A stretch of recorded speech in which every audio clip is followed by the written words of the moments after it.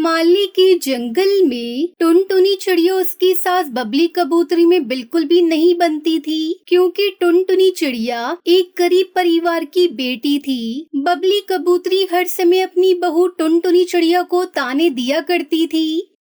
तुम्हारे घर वालों ने दहेज में कुछ भी नहीं दिया। अगर मैं अपने बेटे बंटी की दूसरी जगह शादी करती तो दहेज में कई बोरी अनाज की मिलती, पर पता नहीं किस्मत का लिखा कौन बदल सकता है जो तुझ जैसी मनहूस हमारी जिंदगी में आ गई। सासू माँ, मेरे मम्मी पापा बहुत गरीब है, वो कहाँ से आपको दहेज देते। तभी टुनटुनी की बेटी सुनहरी चिड़िया वहाँ आ जाती है। दादी, मुझे कहानी सुननी है, मुझे कहानी सुनाओ ना दादी। चल भाग यहाँ से, जा अपनी माँ के पास। मैं तेरी कोई दादी वादी नहीं हूँ। जा अपनी मनहूस माँ से जाकर कहानी सुन। सुनहरी बेटी, जाओ और गोलू के साथ सो जाओ, कल कहानी सुना दूंगी मैं तुम्हें। फिर सभी सो जाते हैं। सुबह हो जाती है। टुनटुनी की सास बबली टुनटुनी को आवाज लगाती है। टुनटुनी, अरे ओ टुनटुनी, कहाँ मर गई है रे तू? कब से आवाज लगा रही हूँ, सुनाई देता है या नहीं? क्या हुआ माँ जी, कोई काम था क्या आपको? माँ जी की बच्ची, इतना समय हो गया, अभी तक तूने मुझे चाय नहीं दी। जा मेरे लिए चाय बना कर ला। टुनटुनी अपनी सास को चाय बनाकर देती है। वो चाय पीकर बबली कबूतरी गुस्से में कहती है, छी छी छी, ये भी कोई चाय है? इसमें तो चीनी बिल्कुल भी नहीं है। चीनी के तेरे बाप के घर से आई है जो डालने में इतनी कंजूसी करती है। माँ जी, मुझे जो कहना है आप कह लीजिए, पर मेरे माँ पापा को कुछ ना कहें। ये कहकर टुनटुनी रोने लगती है। समय गुजर रहा था। एक दिन कालू कौआ उनके घर आता है। खोलो खोलो दरवाजा खोलो टुनटुनी बहन, जल्दी दरवाजा खोलो। फिर बबली कबूतरी दरवाजा खोलती है। क्या बात है कालू, कौन सा पहाड़ आन टूट पड़ा तुम्हारे ऊपर जो तुम दरवाजा इतनी जोर से बजा रहे हो? माँ जी, मेरे ऊपर नहीं, आपके ऊपर टूट गया है पहाड़। आपके बेटे बंटी कबूतर को एक खूंखार चील पकड़ कर ले गया और ऊंचे पेड़ पर बैठकर खा गया। मैंने अपनी आंखों से देखा है ये नजारा। ये सुनकर बबली कबूतरी और टुनटुनी चिड़िया पर दुखों का पहाड़ टूट पड़ा। हाय हाय, मेरा बेटा मर गया। सब इस कर्म जली की वजह से हुआ है। इसी ने उसे मीठे फल लाने के लिए पहाड़ी पर भेजा था। अगर ये उससे पहाड़ी पर जाने के लिए ना कहती तो आज मेरा बेटा जिंदा होता। दादी, आप मम्मा को कुछ मत कहो, मैंने पापा से मीठा फल लाने को बोला था। सुनहरी चुप हो जा, बड़ों से ऐसे बात नहीं करते। इस तरह बंटी की मौत को 2 ही दिन बीते थे कि टुनटुनी की सास उसे दाना लेने भेज देती है। अब और कितने दिनों तक बैठकर घर में आंसू बहाती रहेगी? जाओ जाकर दाना लेकर आओ मेरे लिए। अब मेरा बेटा तो यहाँ जिंदा बैठा नहीं है जो हमारा पेट भरेगा, और मेरी इतनी उम्र नहीं है कि मैं भोजन ढूंढने जाऊँ, इसलिए तुझे ही भोजन लेने जाना पड़ेगा। ठीक है माँ जी, मैं दाना ले आती हूँ।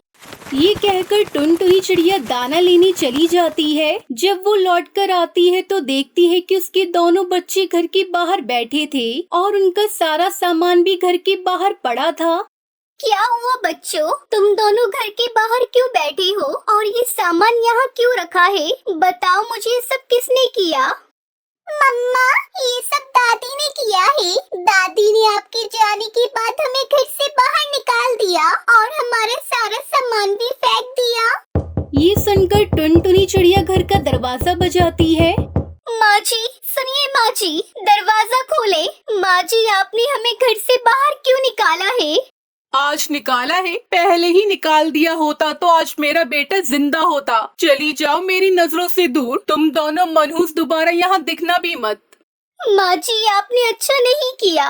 सुनहरी के पापा की आत्मा को बहुत दुख होगा ये सब देखकर। टुनटुनी चिड़िया अपने बच्चों को लेकर वहाँ से निकल जाती है और उड़ते उड़ते जंगल में उसे एक बड़े पेड़ पर अंगूर की बेल दिखाई देती है। वो अपने बच्चों से कहती है, सुनहरी गोलू बेटा, घर बनाने के लिए जगह बहुत अच्छी है। मैं यही अपना लकड़ी का घर बनाऊंगी। आप दोनों जब तक मीठे मीठे अंगूर खाओ, मैं अभी सूखी लकड़ियाँ ढूंढ कर लेकर आती हूँ। यहाँ से कहीं मत जाना। ये कहकर टुनटुनी चिड़िया अपने बच्चों को अंगूर की बेल पर छोड़कर चली जाती है। बच्चे मजे मजे से अंगूर खाने लगते हैं। तभी उन्हें एक आवाज सुनाई देती है, सुनो प्यारे बच्चों, क्या तुम दोनों मुझसे करोगे? अरे गोलू, ये अंगूर की बेल तो बोल रही है। अंगूर की बेल, आप तो बोल रही हो कि आप जादुई अंगूर की बेल हो। हाँ, मैं जादुई अंगूर की बेल हूँ। क्या तुम दोनों बच्चे मुझसे दोस्ती करोगे? मेरा कोई भी दोस्त नहीं है। अच्छा जादुई अंगूर की बेल, अगर तुम जादुई हो तो तुम कुछ भी कर सकती हो। तो जादुई बेल, पहले आप हमारे लिए घर बना दो, क्योंकि हमारे पास रहने के लिए कोई घर नहीं है। फिर हम तुम्हें अपना दोस्त बनाएंगे। अच्छा ठीक है, मैं अभी तुम दोनों के लिए जादुई अंगूर का घर बना देती हूँ। ये कहकर जादुई अंगूर की बेल तुरंत एक सुंदर सा अंगूर का घर अपने ऊपर बना देती है। अंगूर का घर देखकर दोनों बच्चे खुश हो जाते हैं। अंगूर की बेल, आज से हमारी दोस्ती पक्की। आज से तुम हमारी पक्की दोस्त हो। तभी सूखी लकड़ियाँ लेकर टुनटुनी चिड़िया वहाँ आ जाती है और अंगूर के घर को देखकर दंग रह जाती है।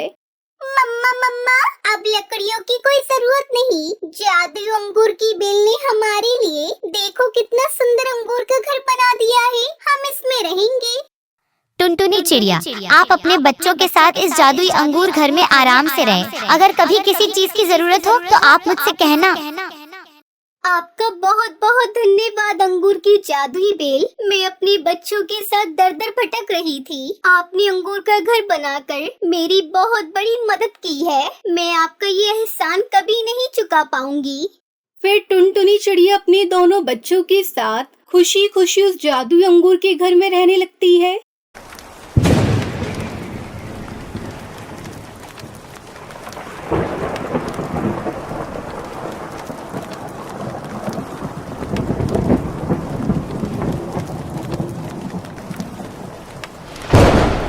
ये कहानी सुंदरवन के एक जंगल की है। उस जंगल में टुनटुनी चिड़िया एक पेड़ पर अपना घोंसला बनाकर रहा करती थी। उसके पास वाले पेड़ पर कड़कनाथ कौआ अपने परिवार के साथ रहा करता था। उसका एक बेटा था कालू कौआ। वो बहुत ही आलसी था। कुछ दिन पहले ही टुनटुनी चिड़िया ने एक अंडा दिया था और आज उस अंडे में से एक नन्ही चिड़िया बाहर आती है। आज मेरा माँ बनने का सपना पूरा हो गया। मेरी बेटी कितनी मासूम है। मैं इसे कभी भी कोई परेशानी नहीं होने दूंगी। इसी तरह कुछ दिन गुजर जाते हैं। एक दिन टुनटुनी चिड़िया भोजन की तलाश में जा रही थी। तभी कालू कौआ उसके घोंसले के पास आता है। अरे कालू भैया, अच्छा हुआ जो तुम आ गए। मैं अभी आपके पास ही आने वाली थी। क्यों, क्या हुआ? कालू भैया, मैं भोजन की तलाश में जा रही हूँ। आप मेरी बच्ची का ख्याल रखिएगा। मैं अभी आ जाऊंगी। ठीक है बहन, तुम जाओ, मैं तुम्हारे बच्चे का ख्याल रखूंगा। लेकिन आते समय मेरे लिए भी भोजन लेती आना। हाँ कालू भैया, आप चिंता मत करिए, मैं जरूर लेती आऊंगी आपका भी भोजन। इतना कहकर टुनटुनी चिड़िया भोजन की तलाश में चली जाती है। कालू कौआ चिड़िया की बेटी की देखभाल करने लगता है। थोड़ी देर बाद जब टुनटुनी भोजन लेकर आती है। कालू भैया, आपका बहुत बहुत धन्यवाद जो आपने मेरी बच्ची की देखभाल की। ये लीजिए, मैं आपके लिए भी भोजन लेकर आई हूँ। ठीक है टुनटुनी चिड़िया, अब तुम अपनी बच्ची का ख्याल रखो। मैं अपने घर जा रहा हूँ। इस तरह टुनटुनी चिड़िया रोज भोजन लेकर आती और कालू बैठा बैठा ही खाता है। धीरे धीरे कई महीने गुजर जाते हैं और बारिश का मौसम शुरू हो जाता है। तब एक दिन टुनटुनी चिड़िया कहती है, मैं इस बारिश से अपनी बेटी को कैसे बचाऊं? मेरी बेटी इस बारिश में भीग रही है। मैं कालू के पास जाकर मदद मांगती हूँ। शायद कालू मेरी मदद करे। टुनटुनी चिड़िया कालू के पास जाती है। भैया, इस बारिश में मेरा घोंसला पूरा भीग गया है। अब मेरा घोंसला पता नहीं कब टूट जाए। क्या बारिश रुकने तक आप मुझे अपने घोंसले में रहने दे सकते हैं? मैं अपनी बेटी को अपने साथ लेकर आई हूँ। टुनटुनी चिड़िया, मैं तुम्हें साफ साफ बता देना चाहता हूँ, मेरे घोंसले में इतनी जगह नहीं है मैं तुम दोनों माँ बेटी को रख सकूँ। तुम कोई दूसरा आशियाना देखो। टुनटुनी चिड़िया मन मटोस कर वहाँ से चली जाती है। धीरे धीरे बारिश तेज हो रही थी। अचानक टुनटुनी चिड़िया को एक पेड़ में बड़ा सा सुराख दिखाई देता है। टुनटुनी चिड़िया अपनी बेटी को लेकर उस सुराख में छुप जाती है। सुबह हो जाती है लेकिन बारिश नहीं थमती। टुनटुनी चिड़िया अपने घोंसले की मरम्मत करने लगती है। अब टुनटुनी चिड़िया का घर बारिश में भीगने से बच जाता है। इस बार टुनटुनी चिड़िया अपने घोंसले को छाते से ढक देती है। कालू कौवा टुनटुनी के घोंसले को देखकर कहता है, अरे ये टुनटुनी चिड़िया तो बहुत ही चालाक निकली। इसने तो अपने घोंसले को छाते से ढक लिया है। मैं मौका देखकर इसका छाता चुरा लूंगा और अपने घोंसले में लगा दूंगा। एक दिन जब टुनटुनी चिड़िया अपनी बेटी के साथ भोजन की तलाश में गई थी, तब कालू कौवा टुनटुनी चिड़िया के छाते को चुरा लेता है और उसे अपने घोंसले में लगाने लगता है। तभी भुल्ला चील वहाँ आ जाता है और वो कालू से छाता छीन लेता है। कालू कौवे, तुमने बहुत गलत किया। तुमने टुनटुनी चिड़िया का छाता चुरा लिया। अभी जाओ जाकर ये छाता टुनटुनी चिड़िया के घोंसले में लगाओ। अगर तुमने ऐसा नहीं किया तो मैं तुम्हें मार डालूंगा।